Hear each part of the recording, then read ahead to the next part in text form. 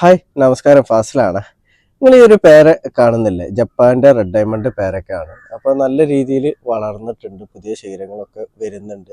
അപ്പോൾ നിങ്ങളിൽ ഇത് നല്ലൊരു വളർച്ചയുള്ള ഒരു പേരൊക്കെയാണ്. പക്ഷേ ഇത് എനിക്ക് പറ്റിയൊരു അബദ്ധമാണ്. കാരണം എൻ്റെ ശ്രദ്ധക്കുറവ് മൂലം പറ്റിയിട്ടുള്ളൊരു അബദ്ധമാണത്. അതെന്താണെന്ന് ഞാൻ പറഞ്ഞു തരാം.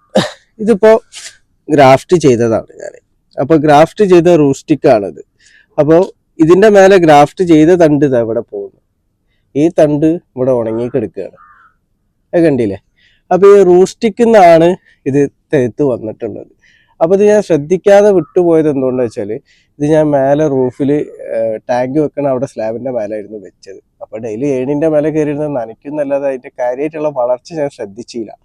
അപ്പോൾ അതിൽ പറ്റിയൊരു അബദ്ധമാണ്.